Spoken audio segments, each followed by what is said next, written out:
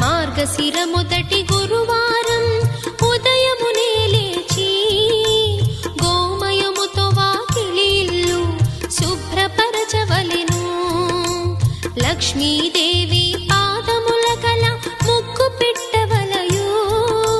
కొత్త కొలత పాత్రను తెచ్చి కడిగెండబెట్టవలెను.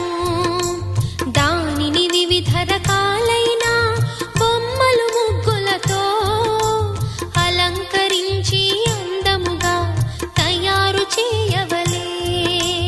లక్ష్మీదేవి కథ, శ్రీ లక్ష్మీదేవి కథ. లక్ష్మీదేవి కథ, శ్రీ లక్ష్మీదేవి కథ.